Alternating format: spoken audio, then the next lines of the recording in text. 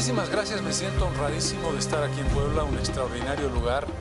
Me han abrumado con la gentileza y con las muestras, no solamente de la riqueza de la ciudad, sino de la riqueza humana de ustedes. ¿Qué puedo decirles que ustedes no sepan, especializados en el tema de cuentas claras y cuentas transparentes? Tengo dos ventajas. La primera, no soy mexicano y puedo sin compromiso decir cosas que no me vinculan a temas específicamente políticos. He sido presidente de mi país y he vivido la experiencia de lo que significa el proceso de fiscalización del Estado y puedo hacer en algún sentido de abogado del diablo de la base de la sociedad.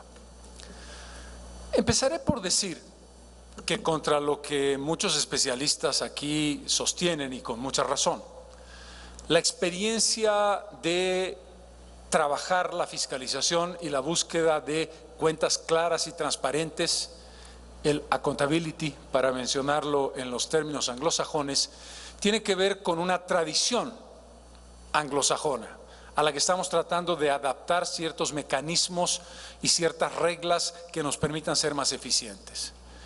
Para recuperar una tradición hispánica e iberoamericana, quiero recordar que el concepto de Contraloría, el concepto de fiscalización, es un invento de la corona española que ustedes podrán recordar si conocen nuestro propio pasado, el de Nueva España, el juicio de residencia.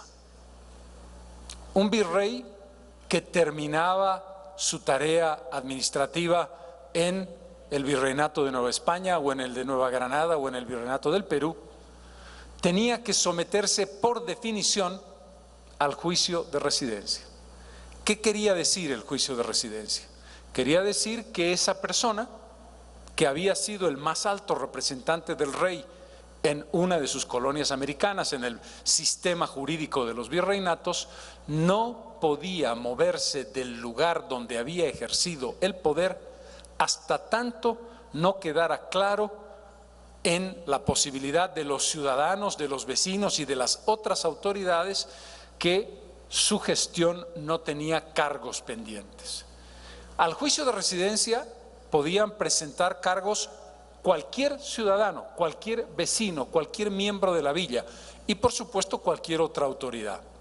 El juicio de residencia era, en teoría, una forma de garantizar que quien había manejado los asuntos de la corona lo había hecho correcta y transparentemente. Podemos debatir sobre lo que significó históricamente y los padecimientos que tuvieron que sufrir autoridades salientes por los desafectos, los odios o los rencores que tenían quienes buscaban desprestigiar o desacreditar a esa autoridad, la llenaban de acusaciones y los procesos de defensa no eran suficientes en un tiempo corto, sino que se convertían en largos pleitos o hacían que el virrey saliente o la autoridad de audiencia saliente terminara en la cárcel o terminara despojada de sus bienes. Quería hacer esa referencia para subrayar que tenemos una tradición preexistente que a veces se toma poco en cuenta del criterio de que había una obligación de rendir cuentas de tus actos por lo que habías llevado adelante mientras gobernabas. La pregunta es si en el interín o en el paréntesis entre el momento en que llegas al gobierno y sales del gobierno, no había la necesidad, como hoy lo vemos necesario, de establecer mecanismos de fiscalización durante el ejercicio de tu responsabilidad. Hecha esta mención histórica para intentar un matrimonio entre nuestra propia tradición y los elementos que aprendemos de la tradición o de la experiencia y de los mecanismos del mundo anglosajón, una de las preguntas básicas que cualquier sociedad se hace es ¿por qué? Si tenemos un conjunto de mecanismos que la ley contempla, que la Constitución recoge y que tiene leyes subsidiarias que se aplican, la percepción de la mayoría de la sociedad es tan profundamente crítica para el funcionamiento de los mecanismos de quien ejerce el poder. En otras palabras, en términos generales, la sociedad es muy escéptica en torno a la transparencia y, por supuesto, identifica de manera casi automática ejercicio del poder, ejercicio político con corrupción. Asumimos que quienes hacemos política, por definición, tenemos posibilidades de ser corruptos o tendencia a ejercer la corrupción. Y asumimos que todos los mecanismos que hemos inventado para evitarla, de los cuales una buena parte de ustedes son representantes, no logran los objetivos que se están buscando. Es decir, esta estructura institucional que hoy está reflexionando sobre las experiencias de estados, del gobierno federal, de otras naciones, en torno a cuentas claras, fiscalización que sea medible, no tienen una repercusión adecuada de contexto en la base de la sociedad. La sociedad no cree que estos mecanismos funcionen. ¿Tiene razón la sociedad? ¿Tiene razón la opinión pública? Es decir, hay una relación de causa y efecto entre un ciudadano que cree que quien ejerce el poder lo hace siempre con tendencia a la corrupción, con irregularidades, y que ejercicio de poder quiere decir oportunidad de corrupción. ¿Tiene razón la base de la sociedad que opina que terminado el mandato de alguna autoridad la impunidad está casi garantizada? ¿Es verdad en las sociedades latinoamericanas que el riesgo de ser fiscalizado es tan bajo que vale la pena arriesgarse a ejercer la corrupción? Es decir, de 10 a 1, de 8 veces que yo haga un acto irregular, ¿no es verdad? Perdón, de 10 veces que yo haga un acto irregular, en 8 de ellas tengo garantizado que nadie me pedirá cuentas y que podré salir tranquilamente habiendo hecho lo que me ha dado la gana. Las preguntas que se plantean son claves porque, como dice la frase que todos conocen, la mujer del César no solamente tiene que ser honesta, sino tiene que parecerlo. Hemos construido mecanismos de fiscalización que transmiten la imagen de honestidad en la percepción del conjunto de la sociedad. La respuesta franca es no. La respuesta franca es: todos estos mecanismos que implican una institucionalización, que implican una construcción seria y coherente de garantizar ante la sociedad que el poder no es absoluto, no han transmitido adecuadamente esa imagen.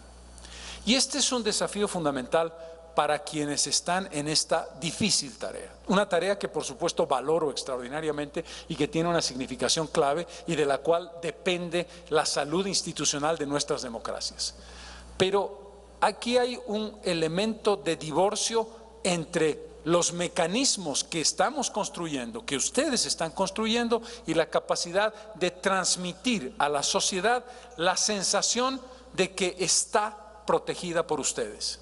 Es decir, que ustedes garantizan que efectivamente vamos a tener cuentas claras, cuentas transparentes y vamos a bloquear la impunidad. Dejo el desafío planteado en función de cómo transmites lo que estás haciendo de manera fácil y comprensible y sobre todo creíble. No es fácil porque en términos generales la sociedad quiere peces gordos fritos en una sartén y entiende menos la idea de la prevención y entiende menos la idea de los mecanismos de construcción de blindajes para garantizar que no vaya a ocurrir que sea necesario el freír a algún pez en el sartén de la política. Pero probablemente este sea un elemento que vale la pena analizar. Uno de los problemas más importantes que tiene que enfrentar una democracia que quiere consolidar instituciones es que las instituciones son imprescindibles para que funcione. Y uno de los temas que más le interesa al ciudadano es cuáles son los resultados que tengo yo en mi vida cotidiana, en mi bolsillo, en mi poder adquisitivo, en mi condición de oportunidades que la democracia me da. Por lo tanto, en términos generales, las estructuras como esta son una superestructura abstracta, difícilmente comprensible y que solamente la sientes cuando ha desaparecido completamente, cosa que te lleva a una hipótesis indeseable, que para que tú sientas que algo te falta tienes que dejar de tenerlo. Dejo esta reflexión para que quienes están construyendo esta estructura sean capaces de transmitir la idea y de que la sociedad crea que lo que ustedes están haciendo es necesario, es correcto y sobre todo da resultados. En el mundo abstracto, conceptual y técnico, en el que se mueven instrumentos vinculados a la Contraloría o a las auditorías o a las procuradurías, hay que entender que hay un componente político y un componente social. No un componente político en tanto construyas sobre la política estas estructuras, sino en tanto tienes que enfrentar la realidad de la política de todos los días y enfrentar la demanda de los ciudadanos. Ustedes preguntaban hace algunos minutos a propósito de algo clave: ¿cómo la ciudadanía participa en? ¿Cómo la ciudadanía se entera de? ¿Cómo la ciudadanía es representada adecuadamente en esto que se trata que es de lo que se trata fiscalizar? Permítanme, sin haber cerrado esta parte de mi exposición, hacer una mención clave a algo que transforma completamente este escenario: los medios de comunicación. Los medios de comunicación tienen en la democracia de hoy algunas características muy específicas. No voy a entrar en los detalles del grado de poder que los medios de comunicación tienen en un país y en otro país. Voy a hablar genéricamente de que los medios son un poder fundamental, un poder que ya no es el cuarto ni el quinto, empieza a ser el segundo cuando no el primero. ¿Qué características tienen? Los medios se han convertido en una intermediación mucho más efectiva y eficiente entre la opinión pública, la sociedad, el ciudadano y el poder. Y los periodistas tienden a convertirse en contralores, auditores, fiscales y jueces sumariantes. Eventualmente, una oficina de Contraloría o una oficina de Auditoría General tiene que realizar una investigación sobre un caso complejo cuando ya se ha producido un veredicto determinado en los medios de comunicación. Es decir, los medios están jugando un papel de tal importancia que a la opinión pública le interesa mucho más el veredicto del periodista que el veredicto de la institución que debe llevar adelante ese proceso. Lo cual genera un condicionante muy grave, porque quien tiene que hacer el análisis, la investigación, sin presiones y tiene que limitarse a los elementos de prueba que tiene para definir culpabilidades o inocencias, está sometido a una presión insoportable de los medios de comunicación. Si el medio ha condenado a una persona o a una institución por cualquier irregularidad, ¿cómo hace quien está llevando adelante un proceso de auditoría o un proceso de fiscalización para llegar a una conclusión contraria a la que la opinión pública está esperando? En consecuencia, hay una imposibilidad de la neutralidad absoluta. No solamente por la presión política, que es un factor complejo del que no he hablado, sino también y sobre todo por la presión mediática. Sí, la opinión pública está condicionada para esperar un determinado fallo en un determinado caso, lo que ha debilitado dos cosas: la capacidad de independencia absoluta de emisión de un fallo, que de pronto tiene un fuerte condicionante político, y segundo, la posibilidad de garantizar credibilidad si el fallo es contrario a aquello que tú has hecho en relación a lo que te ha ocurrido frente a lo que la opinión pública ya vio de los medios de comunicación. Este es un hecho objetivo, no es algo que podamos modificar en el mediano ni en el largo plazo. Porque los medios de comunicación se han acostumbrado a algo dramático: todo el poder, ninguna responsabilidad. Y cuando tienes todo el poder y no tienes ninguna responsabilidad, puedes desarrollar un mecanismo en el que nadie te va a pedir cuentas, o, lo que es peor, los actos de temeridad e irresponsabilidad que eventualmente pueden cometer los medios, cuando tú los mides en las encuestas, no generan un efecto de descrédito de imagen como el que genera esa misma acción irresponsable hecha por un político o hecha por un técnico de un gobierno o de un Estado. Esto es algo que simplemente lo pongo en la mesa para que ustedes evalúen el desafío que tienen hoy los instrumentos de fiscalización sobre la realidad objetiva que tienen que enfrentar. Un tercer elemento sobre el que quisiera detenerme es el vinculado a los mecanismos de estructura en una democracia de las instituciones. Estructuras que tienen que tener una solidez incuestionable, basada en un criterio abstracto que se llama independencia total de poderes. Desde la perspectiva republicana, esto está fuera de debate. Es decir, tú tienes un poder ejecutivo, tienes un poder legislativo y tienes un poder judicial. Vamos a suponer, y esto ocurre en una parte importante de los países de América Latina, que estos elementos se cumplen, que la premisa de independencia y coordinación entre poderes es efectiva. No ocurre en todos los países. En esto América Latina tiene respuestas distintas, y yo vivo en un país en el que el poder ejecutivo tiene un control secante sobre el legislativo, lo cual sería entendible porque tiene mayoría de votación obtenida en ese marco, pero también lo tiene sobre el poder judicial.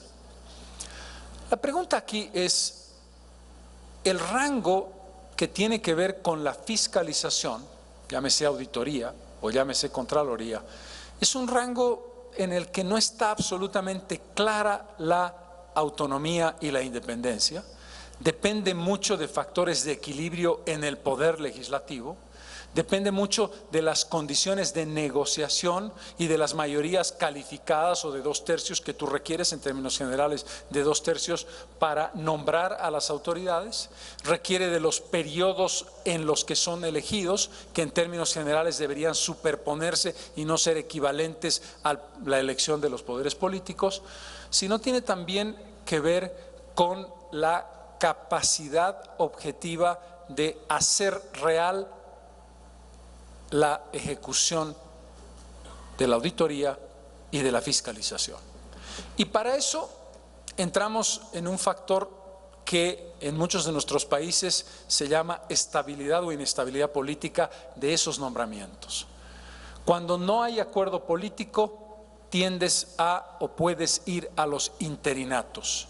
Y los interinatos, porque no has llegado a un acuerdo político para la sustitución de esas autoridades, el contralor o el procurador o el auditor general, te generan unos puentes que a veces son demasiado flexibles, demasiado largos y demasiado complicados en términos de garantizar absoluta transparencia y absoluta neutralidad.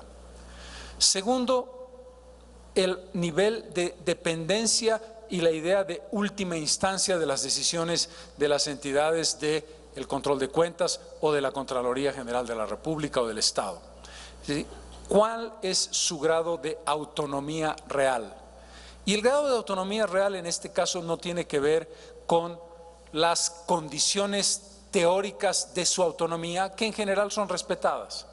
Tiene que ver con sus mecanismos de aplicación, con los tiempos y con los procesos burocráticos que implica el desarrollo de su trabajo. En la experiencia que he tenido yo en el caso de Bolivia y en el caso de mi gobierno, el debate de aplicación del trabajo en Bolivia de la Contraloría General de la República tenía que ver primero con la verdadera autonomía del cargo, un cargo vinculado a una elección de Congreso.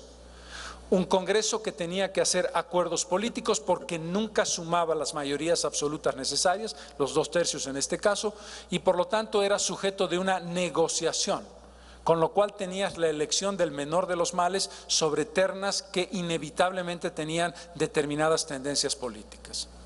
Primer problema. El segundo problema, la discusión de un proceso de modernización del sistema de fiscalización.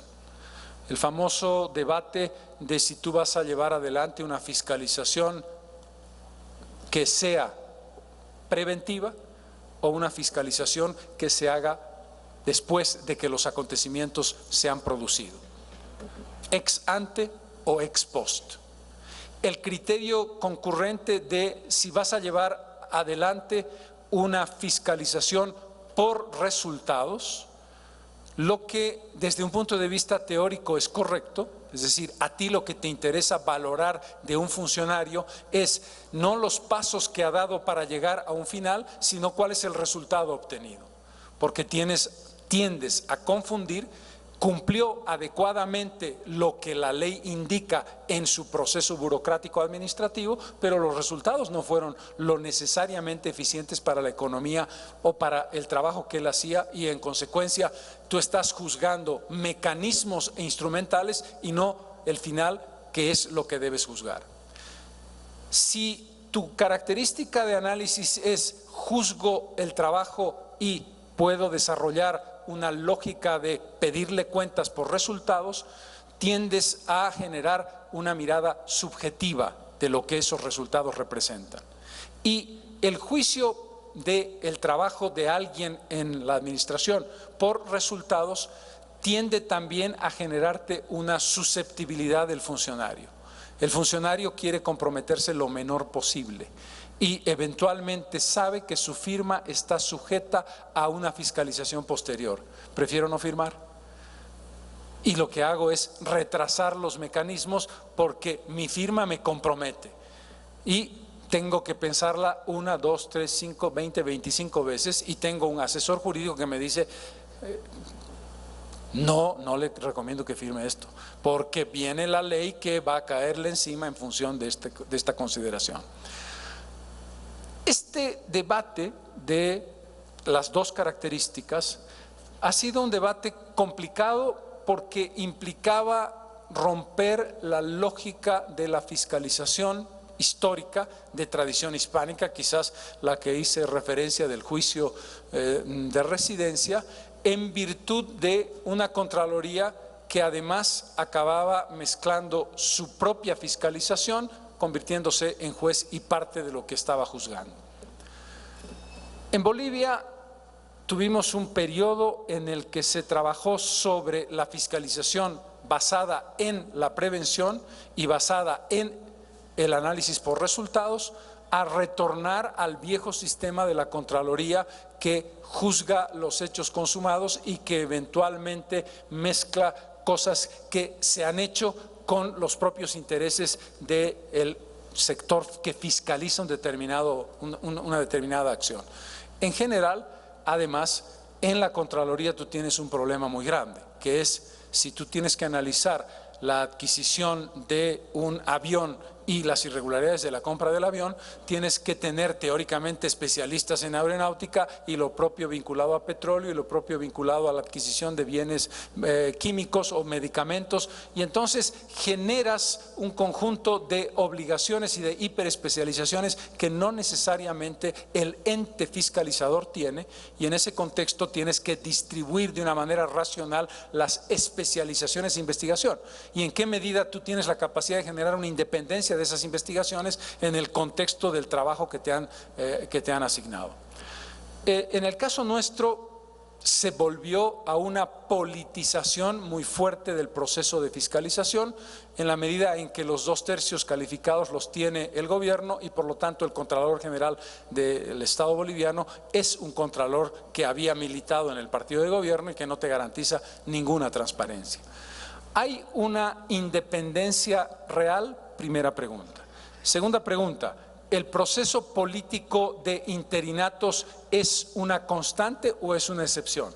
Tercera pregunta, ¿el camino de juzgar por resultados y trabajar preventivamente ex ante es aplicable? Si yo soy una autoridad del Estado, voy a reclamarle a la Contraloría algo clave. La Contraloría me está generando demasiados problemas burocráticos y me detiene demasiadas acciones porque sus investigaciones congelan cosas que estoy llevando adelante. Y la investigación de una irregularidad en una repartición del Estado me frena procesos que hacen que yo políticamente tenga que pagar costos que no me corresponden en mi lógica. Puede ser una coartada, puede ser una forma elegante de decir no quiero que me investigues, pero hay que evaluar si los mecanismos de investigación son lo suficientemente eficientes como para no entorpecer el trabajo de gestión de gobierno. Y un segundo elemento es, si tú analizas en términos de costo-beneficio los pasos burocráticos que el sistema de fiscalización te obliga a atender en el Estado, en función de los resultados obtenidos de ahorro o de evitar la corrupción, ¿se justifican? Y tú tienes la tendencia a que los mecanismos preexistentes, lo que haces en vez de sustituirlos es parcharlos o darles una segunda o tercera posibilidad de candado de seguridad y acabas generando una complicada maraña burocrática que no tiene una relación de causa y efecto entre costo y beneficio. Y este es un aspecto clave. ¿Cómo haces más eficiente, más rápido y más transparente el proceso de fiscalización? ¿O cómo haces que el proceso de fiscalización no acabe convirtiéndose en un elefante gigantesco que te retrasa toda la eficiencia de gestión? El equilibrio en ese desafío es complejo. Es complejo y depende de qué lugar del escritorio estés. Si estás del lugar del escritorio de quien fiscaliza, tienes una mirada de las cosas. Si estás en el lugar del escritorio de quien es fiscalizado, estás en el otro lugar de las cosas. Yo quisiera hacer una referencia de lo que fue mi propia experiencia de gobierno, entendiendo que el proceso de fiscalización es imprescindible. Y que el proceso de fiscalización no solamente es imprescindible, sino que debe tener una garantía de independencia y de transparencia de trabajo que no siempre se tiene. He mencionado uno de los factores, me quedé con el otro, que es el de la presión política. La presión política tiene una naturaleza diversa.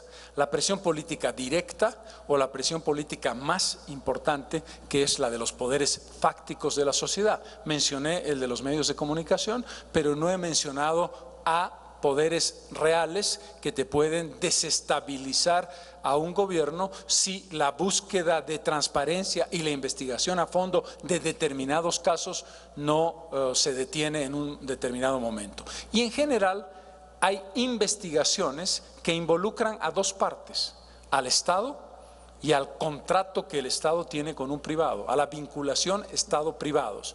En ese escenario hay una línea indefinida entre un espacio y otro espacio. ¿Hasta dónde llegas tú en la construcción de una investigación que involucra a un privado y ese privado en qué medida puede salirse de esa investigación? ¿Cuál es tu margen real de llevar adelante una investigación independiente sin presiones externas o internas? Y a veces los medios se convierten en el respaldo de privados que son investigados en sus contratos con el Estado en función de atacar a las entidades investigadoras para descalificar el trabajo que están llevando adelante. Es decir, es una tarea en la que los hechos objetivos marcan que los poderes fácticos pueden frenar los procesos de investigación, desenmarañar el sistema burocrático, establecer una lógica clara entre el ex ante y el ex post, definir que los pasos que sigues de investigación sean menos costosos que el beneficio que vas a lograr al haber hecho la investigación,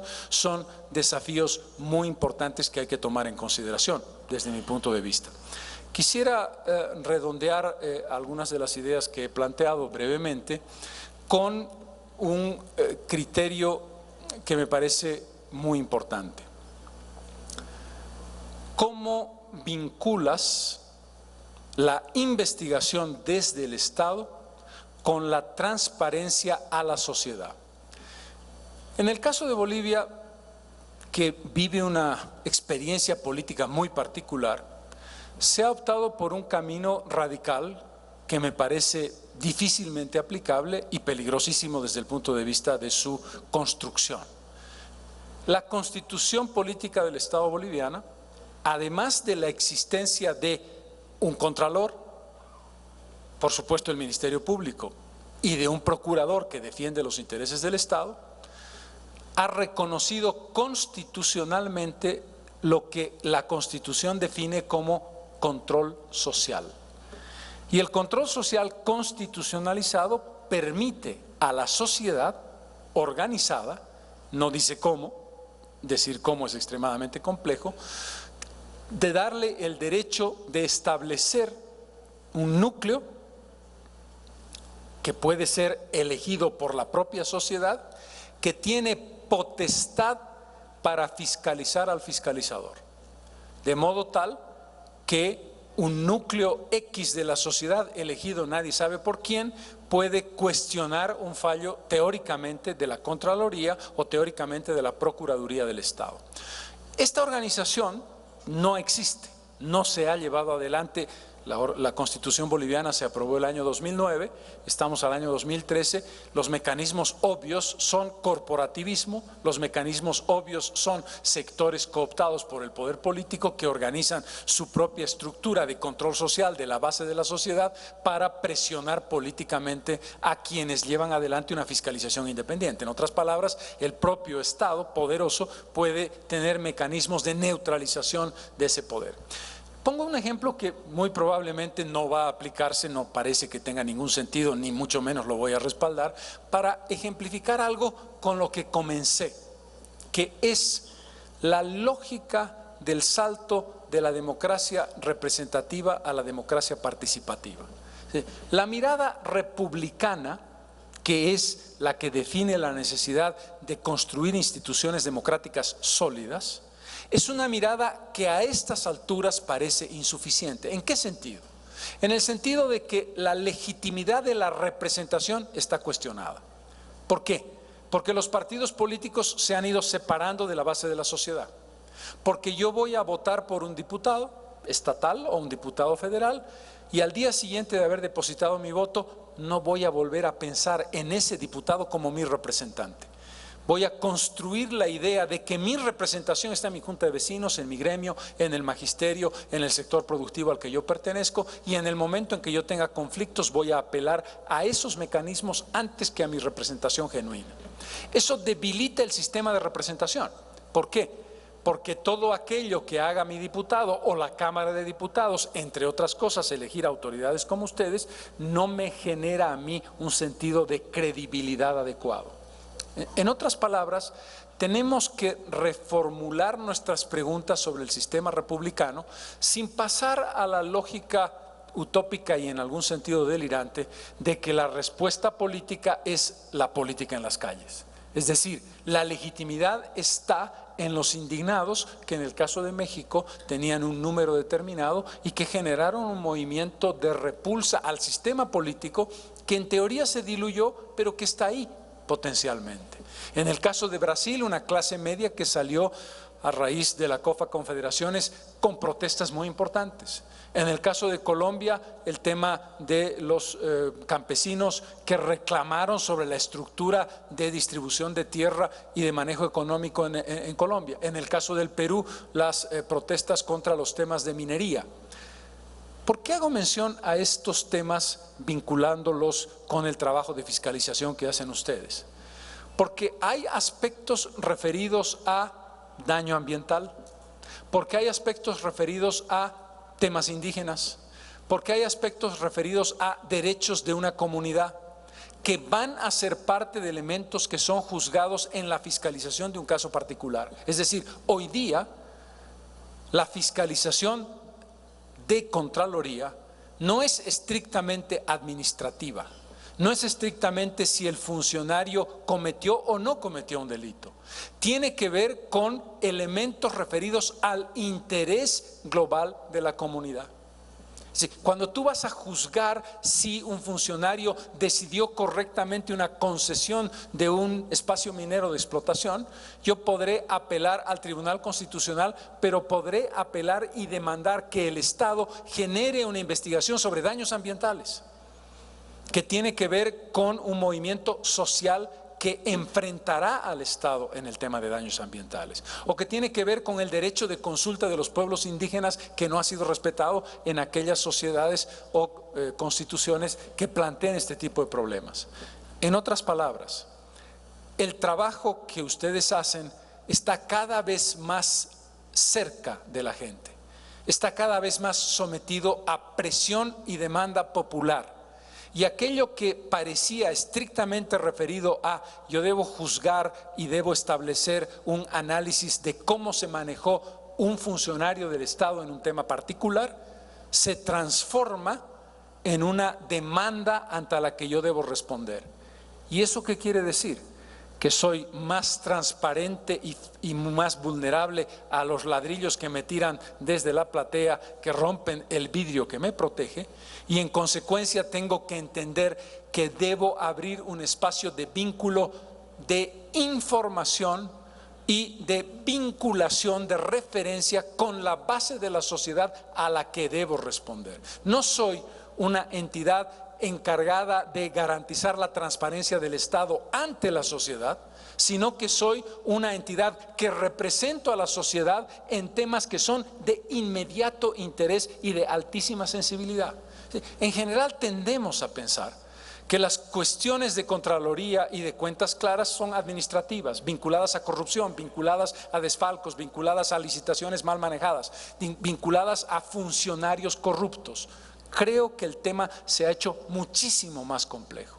Y esa complejidad está siempre referida a la idea de la participación. Es decir, yo debo demostrarle a la sociedad que la represento, que no soy un mecanismo perdido en medio del Estado, que nadie entiende en qué consiste y que además no me garantiza o no parece garantizarme aquello que yo demando.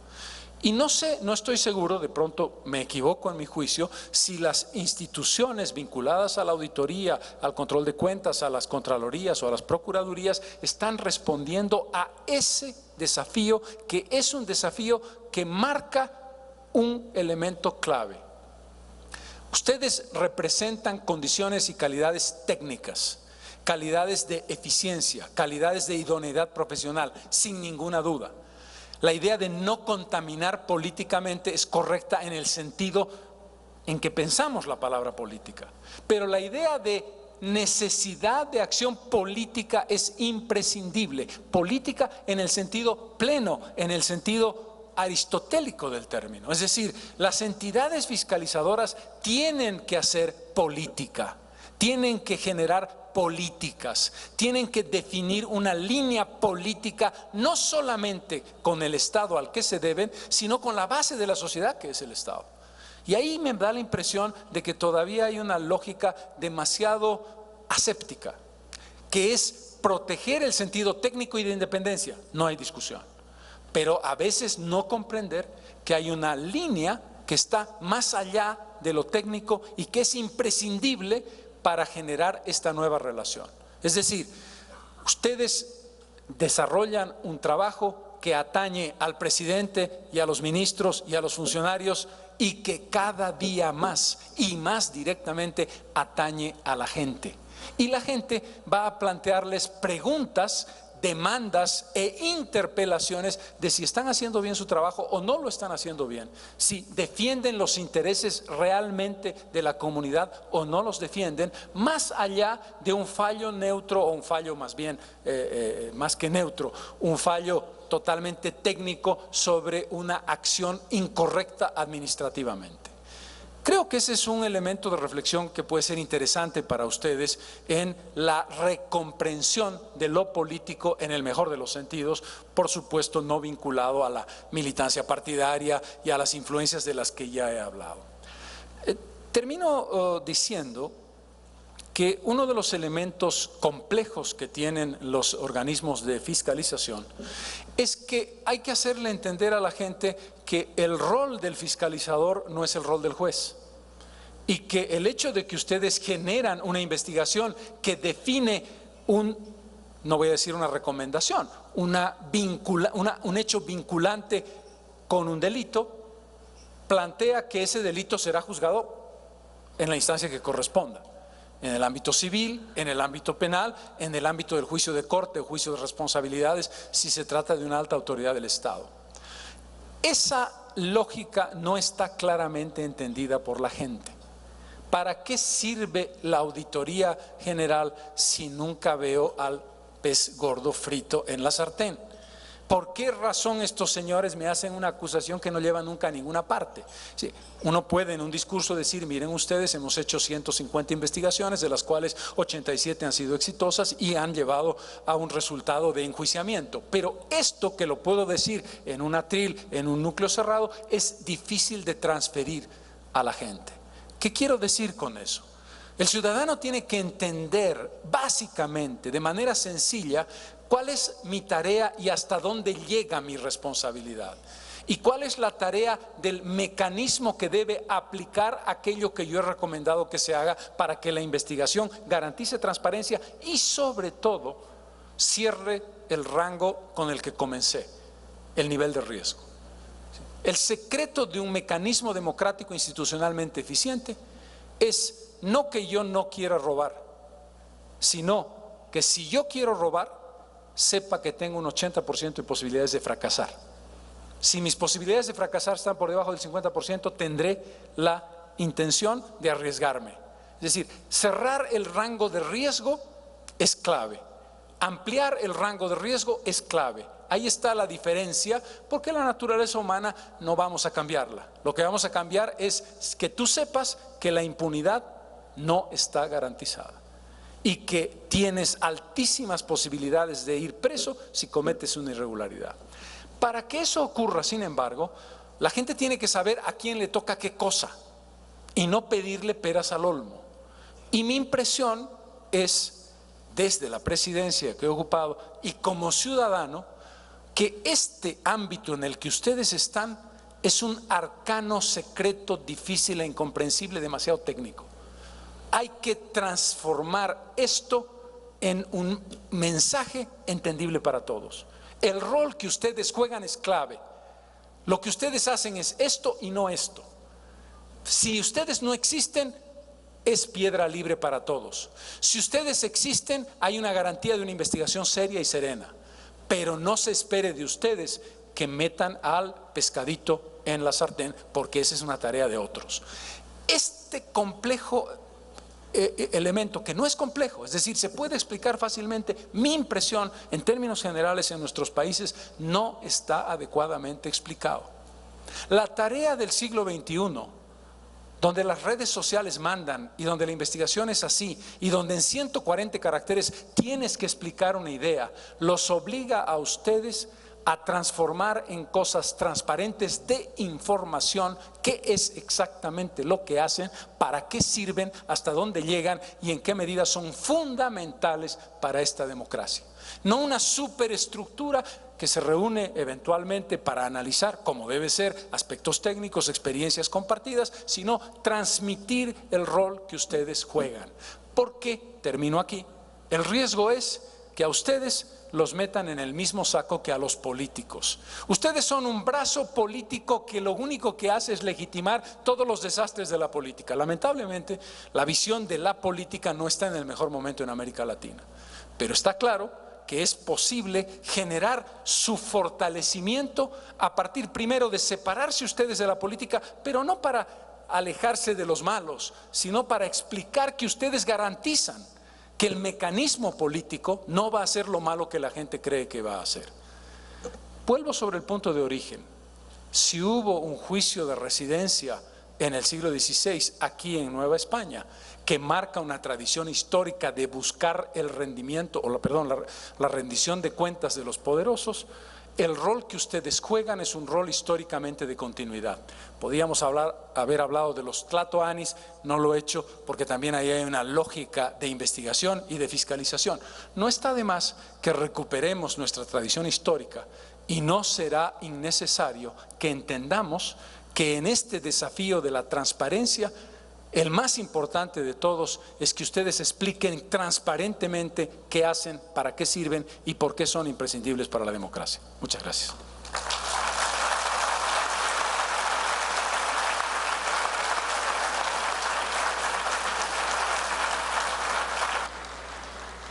Después de esta ponencia, señoras y señores, pasaremos a la ronda de preguntas.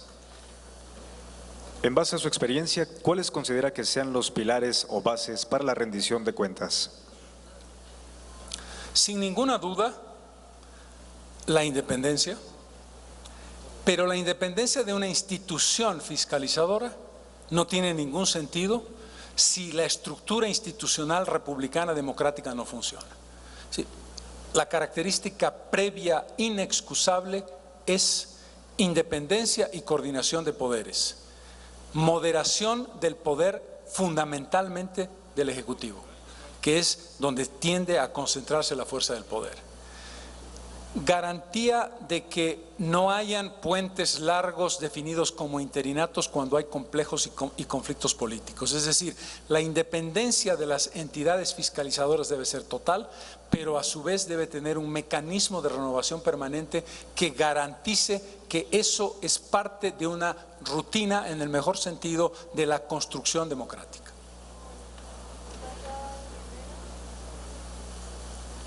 Muchas gracias. Continuamos con la siguiente. ¿Cómo promover la participación ciudadana en el diseño de políticas públicas y su propia fiscalización?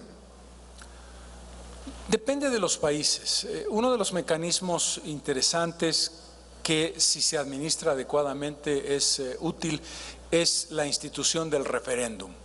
El referéndum como una forma de ejercicio democrático más allá del voto. Lo que me parece claro es que el voto, instrumento fundamental del ejercicio democrático ciudadano, se ha quedado corto en los periodos y en los temas en los que los países tienen dificultades. Por lo tanto, una consulta que tenga un acotamiento razonable y que no se utilice de manera irresponsable ni con la frecuencia desmesurada que a veces puede plantearse, es un camino que ayuda a la participación. El otro tiene que ver con iniciativa legislativa ciudadana, tiene que ver con instituciones democráticas incorporadas en nuestra Constitución y tiene que reformular, no diré la estructura del Parlamento, pero sin ninguna duda la función, la forma de actuar de los partidos políticos y sus representantes a nivel de diputados y senadores con relación a la base de la sociedad. Para continuar, la siguiente. ¿Cómo es el proceso de acceso a la información en Bolivia? Complicado porque vivimos en un país que tiene una tendencia a concentración de poder, un presidente con poderes absolutos que controla a los demás poderes y reticencia a la transparencia. Estamos peleando, precisamente ahora, cuando yo ocupé la presidencia, dicté un decreto de ley de acceso libre a la información gubernamental que tenía que transformarse en ley de la República. Yo no tuve la mayoría necesaria para hacerlo y hoy día se está planteando esa necesidad. Una ley de acceso libre y transparente a la información gubernamental es imprescindible. Y por supuesto eso tiene que ver con que los acotamientos de factor seguridad nacional o factor sectores estratégicos que pueden protegerse y ser opacos debería ser la mínima indispensable. La gran coartada en las leyes de acceso a la información tiene que ver con seguridad nacional y sectores estratégicos que acaban siendo un paraguas lo suficientemente grande como para que la opacidad gubernamental sea muy significativa. Desde luego tenemos mecanismos hoy día vía páginas web que son absolutamente prácticos para llevar adelante este ejercicio. Y el otro elemento, el funcionario debe entender algo clave, que es un servidor público y que cualquier ciudadano, por humilde y modesto que sea, tiene derecho a ir a una ventanilla, para no decir entrar al internet, a la página de la institución, a pedir la información que crea necesario sin tener que explicar por qué la pide. Es decir, la lógica de que cuando tú entras al Estado, entras a una especie de santuario de superioridad jerárquica que te genera complejo y miedo. El gran drama es que los ciudadanos no son conscientes de los derechos que tienen. La gente no sabe que tiene derecho a entrar sin necesidad de ponerse traje y corbata a una oficina pública y pedir un dato, y le da miedo y siente que ese poder del Estado es abrumador sobre sí. Hay que construir una conciencia de que la ciudadanía es horizontal y romper ese miedo ritual por el poder que hemos construido, en particular en América Latina, de manera tan intensa. ¿Cómo describiría la rendición de cuentas en Latinoamérica? Pienso que el avance que se ha hecho en el continente es muy, muy importante. Y yo diría que desde el punto de vista teórico, desde el punto de vista del análisis de algunos temas que de manera muy pedestre, debo reconocer y pedir disculpas porque no soy un especialista, he tratado de tocar, se ha discutido de manera profunda e importante. Creo que este tipo de reuniones ha sido frecuente y conceptualmente diría yo que estamos, si no en vanguardia, respondiendo adecuadamente en leyes y en reglamentos a esos desafíos. El gran problema típicamente latinoamericano, lo dije en alguna parte de mi exposición, es suponer que la ley es un mecanismo mágico, es decir, la ley resuelve el problema, la ley es la acción. No, la ley es el instrumento y la aplicación de la ley depende no solamente del funcionario, sino del ciudadano. Yo diría que en la aplicación y cumplimiento de la ley tenemos diferencias. Hay países que tienen una tradición institucional republicana más intensa que otros y en ese camino han avanzado mucho más. Pero salvo excepciones, el escenario tiene que ver con algo clave. Desde que América Latina tiene democracia, y democracia estable en el largo plazo, la construcción institucional, uno de cuyos elementos es la fiscalización, ha avanzado de manera muy significativa. ¿Usted cree que la participación ciudadana se puede promover desde las aulas o desde las instituciones académicas? Yo diría que debe, no se puede, debe promoverse. Aquí hay un desafío clave. Nuestros países tienen un déficit muy importante de comprensión de lo que significa la ciudadanía. La ciudadanía no es una palabra que es sinónimo de pueblo, sinónimo de persona, no. La ciudadanía implica deberes y responsabilidades, implica fundamentalmente un pacto entre el ciudadano y el Estado, un compromiso en el que el Estado dice yo voy a hacer esto por ti, y un compromiso en el que el ciudadano dice, para que tú hagas esto por mí, yo me comprometo a esto y a esto otro. El sentido de responsabilidad ciudadana no se construye en una conferencia ni en una universidad. Se construye en dos escenarios básicos, el núcleo de la familia y la educación básica. Y eso parte de una premisa, creer de verdad que la democracia es un mecanismo imprescindible y fundamental de nuestras sociedades. Tendemos a confundir democracia con los problemas políticos que enfrenta la sociedad en un momento circunstancial. Es que la democracia no funciona, ¿no? Sí, la democracia es una estructura y lo que puede no funcionar es un determinado gobierno, una determinada estructura, y esto hay que entenderlo desde la niñez.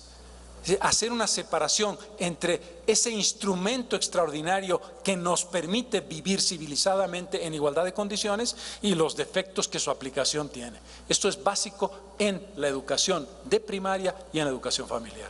De esta manera finalizamos con esta ronda de preguntas. Un fuerte aplauso, por favor, para el licenciado Carlos Diego Mesa Gisbert.